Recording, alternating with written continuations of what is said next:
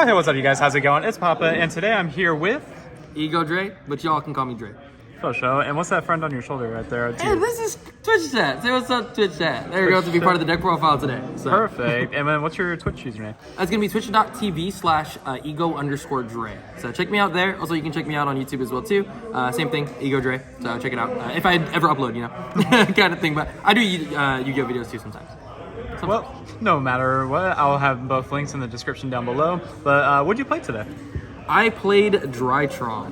Drytron. Now, why Drytron this format? Dude, I'm gonna be dead honest with you. I was playing the Kashtira deck, and my issue with the Kashtira deck was every time I would play in tournament, everyone would not only be ready for it, but no matter how hard you practice it, you still lose to certain cards like Nib, Raigeki, Book of Eclipse, all kinds of shit, dude. Like all kinds of shit. You have to play ass cards like Lance just for things to resolve a lot of the time. So I ended up deciding on playing Drytron because I feel like it has a lot of gas and has a lot of potential right now. Sounds good. Cool. And then you just won this Spellground deck box? Hell yeah, dude. Sweet. And then any shoutouts before we start? Hey, big shout out, obviously, Top Dress Gaming. Shout out to my sponsor. Obviously, you know, they always let me use the cards, and just being here in general is just a great time. This is their tournament. Come through Wednesday nights. It's a great time. Saturday nights as well, too. And I think it's it. Yeah, Friday nights as well. But Wednesday, Saturday are the big nights for Yu-Gi-Oh. Shout out to Glitch and my chat, dude. For helping me build the deck. This is probably going to be something that we're going to be playing for LA. We're probably going to make a couple changes, but we'll see, right? He's been helping me a lot, practice the deck while I haven't been able to play it, and while I haven't had my own time. So he's like practicing at his locals as well too, and I'm practicing at home on DB, and then we're just testing it as we go. So it'll probably transform a little bit before the event starts. But shout out to him, big shout out to him, and then obviously shout out to Pop Goat. Thank You're sick, dude. You're awesome. Wonderful. Stuff, so. Cool. Let's see what you played. Alrighty, dude. So obviously we played Drytron. So Drytron names are the most important. So we have 3 Drytron Alpha, the best ones. I don't think I have to explain them. 3 Drytron Zeta, 2 Gamma, 2 Delta. I think originally I was on 3 Gamma, 1 Delta, only because you really want to see Gamma to push through those hand traps and to push through those trap decks that a lot of people are playing right now. However, with the current amount of times that you brick on Gamma, it's probably better that you only play 2 and 2. Delta is also a pretty good card. You want to be able to see it. The more Drytron names you see, the more you can play. So, onto the regular monsters, we have Diviner of the Herald, which I still play. Herald of the Orange Light, which is a great card. You always try to get to this as much as you can. So that way in the middle of your combo, you can go unimpeded. And then Choju of the Trillion Hands and Lancia. These 2 cards are MVP. Insane, dude. Such a great card. So what does this one do, Choju? So, Choju of the Trillion Hands, basically when this card is summoned, you can add 1 ritual monster and 1 ritual spell from your deck to your hand. And basically, obviously, you can only use that effect once per turn. Basically, what you would do is you make Mubeta Fafnir, activate Meteonis, bring back the Ben 10, and then you tribute off the Ben 10, chainlink 1 Choju, chainlink 2 Ben 10, and you're adding 3 cards at that point. So it's Herald of Perfection, Dawn of the Herald, and the Ben 10, and that's the full combo. That card's crazy. He's really good. Yeah, and no, it's the fact they made him a fairy in the level 6. They knew what they were doing. Card just came out. Yeah, he knew what they were doing. I'm out of here. Bye, buddy. Later, bud. Nice deck profile. Yeah, you're Gavin. That guy's free. Anyways, we also have Lancia as well too, dude. Oh my god, the amount of times that I had this in hand as a 1-of was like way too stupid. This card's so good. It beats a lot of decks right now, including the Runic deck and including the Kashtira deck, obviously. It's just a good card. And the fact that this deck can search it because of how good it is in this format, amazing. Wonderful. Really good. Onto the Ritual Monsters, obviously 3 Ben 10. I don't know why they put this guy back at 3, but he's really good. And 1 Natasha, obviously it's the threat, you know, he's the threat. This guy's really good. Yeah, if you see Natasha in the grave, people will banish it, you know what I mean? They'll do anything they can to get rid of it. He just takes their entire board, targets face down monsters as well too, so if you Eclipse, you Moon, you can still take the monster, and it still becomes yours, you know what I mean? You still keep it forever. It's not until the end of the turn you keep their monsters for as long as possible. So Natasha's just crazy. You have to play him. Obviously, a time card as well too. Gain life, you know, only wholesome purposes out here. The Perfection, the Chaos Max, and the Draconids. So the Perfection, I think this package is really good, and we were talking about this a lot. A lot of the times, your boss monsters in this deck end up being Chaos Max, Zeus, Access Code Talker, and Draconids, right? A lot of the times, though, when you're going into a board, you have to have something else to be able to push through it, because all of that stuff, including Natasha as well, too, isn't enough if they're able to stop a lot of your ritual cards. So Herald of Perfection with Choju being able to add the ritual spell and the perfection at the same time while you're tripping a Ben 10 to add another Ben 10, they see that and they have to react to it. If they don't react to perfection hitting the board, I'm gonna negate while I'm making my board. So at that point, I'm gonna end up having Chaos Max. This just makes it so it goes unimpeded. He himself is basically called by the grave. That's what he is. That's how you use him in the combo. You make him as called by the grave. Very rarely do you end up on a board where you just end on him, but against certain decks like Runic and just decks that use a lot of spells, he's better than Chaos Max. So Chaos Max obviously is gonna be the VFD. He's crazy. Oh my god. Shout out to Noah, dude, for putting me on this, because this card is insane. Okay, please explain that card. So basically what he does, right, is when he's summoned and he's special summoned onto the field, you contribute a monster, so it's usually himself. You contribute him to be able to make it so that your monster cannot activate monster effects for the rest of your turn, or your opponent, sorry, cannot activate monster effects for the rest of the turn. So the extra deck monster, which we'll get to, is Dynamondo. Basically, you'll link into him, and during the draw phase, you'll activate his effect. His effect is you contribute him to special summon or add back a ritual monster from the grave. So you'll tribute him, special Chaos Max, and Chaos Max effect tribute itself, and then they're under VFD. Basically the idea. I just want you guys to know that the quote of the day that Andre told me earlier, he said, "If I'm not cooking, I'm not looking." Just want to let y'all know that's what he said to me. We're cooking today, you know? That's all we were doing. We're cooking some Drytron goo. So that's kind of what was going on. But yeah, dude, these boss specials are great. Yeah, 100%. Really good. And Draconids you have to play just because it's a machine, you got to add it, and not only that, it swings over things. 4,000 beater. Sometimes it helps you with OTKs. Onto the spells. Obviously, we're in Cashier format, so Book of Eclipse is crazy, and Book of Moon is also crazy. So the idea ended up becoming that a lot of these cards, they should have been, we were thinking that they should be thrust, or that they should be blowout cards like Dark Ruler No More, or Forbidden Droplet even though Rise Heart's around. The idea though here is that these cards you can actually play mid-range. So the thing that I didn't like about Drytron is it felt like an all or nothing bust deck. It was like, okay, if you aren't able to like play through stuff and you aren't able to break the board going second, then like you're gonna lose, you know? That's how people were usually playing it. I think these cards are way better in the main. These cards are insane. Book of Moon is just a good card against most decks. And against Cashier, it's like basically a blowout. Like if you just hit a Rise Heart or you hit any other cards and they don't have the Lance for it to protect it, it's just really good. These guys are quick play spells. Obviously, you know, you're able to do stuff in between and you can set it just in case behind something. The Book of Moon won me a game against Mike. I believe he had a Zeus on the board and I had this set and what's called We're About to Go Into Time. So he set up the Zeus and then phase I just Book of Mooned it. Wow. And he was able to play. So it's pretty good. Talents, 2 talents as well too. So this is basically like my, I guess, they were kind of just like my going second cards in a sense, right? Because a lot of times Drytron is really strong going second. Obviously we have the Chaos Max and the Perfection to go first, but going second you want to have stuff to be able to break the board because Drytron monsters themselves aren't good at it. So you have to have stuff to break the board, and Talents is a good one as well too.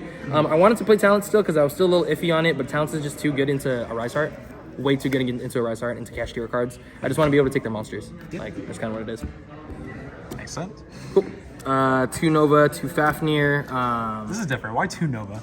So the idea basically is if you play more than 2 Fafnir, you draw multiples. Obviously, you can only activate 1 at a time. Same thing with Nova. If you draw 3, if you play 3 Nova and you open up 2 of it, like you can only play 1. So it's to avoid Nova being a dead card is the idea. So the idea is basically in essential, like if we do end up drawing these 2 together, then it's fine because this adds Ritual Spell, this adds, you know, a Drytron to the field.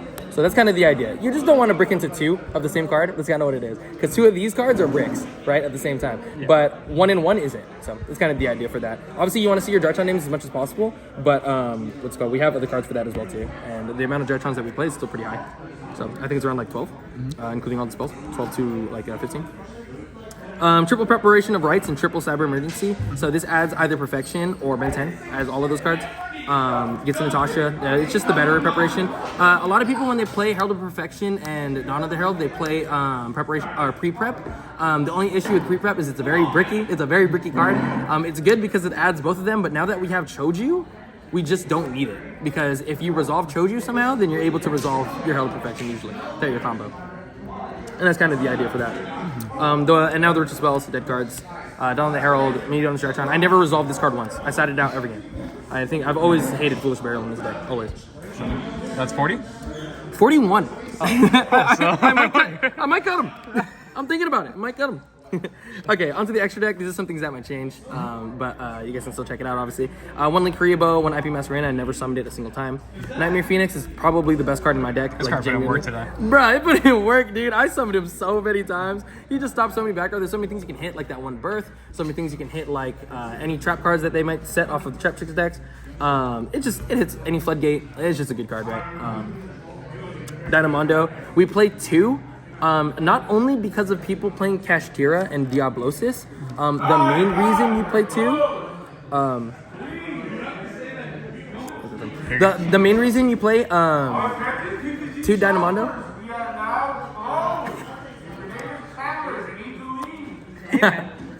He didn't say Papa. Go. He didn't say Papa. Come on, man. Come on, dude.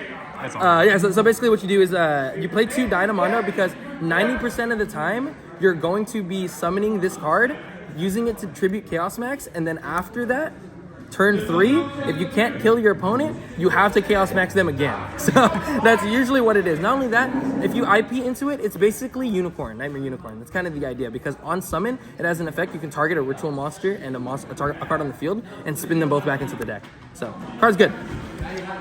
Card's great. And then the last one, Access Code Talker. Access Code Talker puts in work. It could be Brawl Sword. Access Code Talker is also really good. It gets rid of more cards. So. Onto the Xyz Monster, double Mu Beta Fafnir. I wanted to bump it up to 3 originally, but Mu Beta Fafnir is just that good of a card. I just don't have the room. I honestly probably would bump it up to 3 at one point. One Lil Fucko.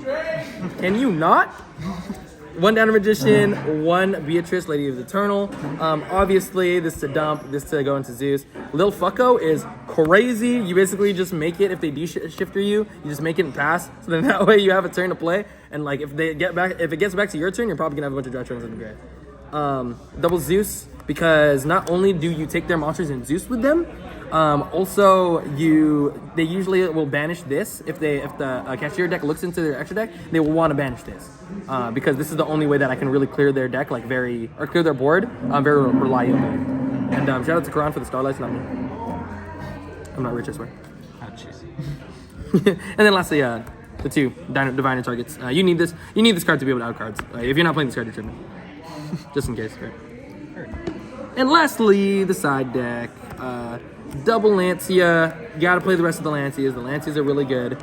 I think this card won me like at least five games out of all the matches I played today. The card was that good. And then let's get onto a little bit of the spice. Denko Rekka. This card is crazy, bro. My opponent had D-Barrier in the finals, and I said, yeah, main phase, I'll just normal summon Denko Rekka, and he wasn't able to flip it. So, it's just that good, dude. It's so good. A lot of times we don't really care about our normal summon, so Denko Sekka is usually pretty good. You can just keep tributing monsters. So if you have a handful of Drytrons and a Denko Sekka, you do a lot with it, especially against the trap decks. A lot of people playing Trap Tricks, a lot of people are playing Labyrinth. Back row removal is really hot. And speaking of back row removal, wow. the coup, hey Trunade. You got my ass with this. Yeah. Papa Glizzy can tell you a little bit about this one. Hey Trunade goes crazy. Dude, Hey Trunade goes crazy. The reason why is a lot of the times people these days are not playing floodgate cards. What they're doing is they're playing reactive traps to be able to get to their floodgate cards, or they're just playing bottomless trap hole cards. And like that doesn't do anything in the hand. You know what I mean? Basically what it does is, yeah, they can chain to it and they can activate their cards and floodgates won't go to their hand, but this gets rid of all of the other cards that they have set. You know what I mean? Especially people are playing Book of Moons, Book of Eclipses, Forbidden Lances. If they're playing cards like those, Trunade's gonna put it back straight into their hand. This card is crazy, bro. Keep a lookout for this one. They're really good against the trap decks right now. There's a lot of people playing it.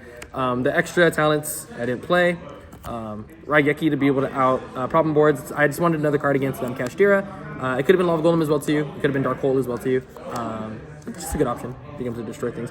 And then lastly goes in match. I wasn't able to resolve it, but it's in theory it sounds really good in Drytron because D-Barrier doesn't completely end Kashtira's turn. They're still able to put a bunch of Kashtiras on the board. So the idea with goes in match is they not only can they not XC summon, they won't be able to put other Kashtiras. Because the Fenrir being up is really fucking annoying. And the Unicorn being up is really fucking annoying. Don't want to have to deal with that kind of stuff, you know what I mean? And yeah, that's the deck profile. Sweet, cool. Any final words? Yeah, just, shout out to you guys. Honestly, I'm excited to be able to play this in LA. If I do end up playing it in LA, it might make a couple changes. But yeah, I believe in Drytron. It's not dead. Well, sweet. Thank you so much for the time. Congrats again on the win. Shout out to you. Shout out to chat.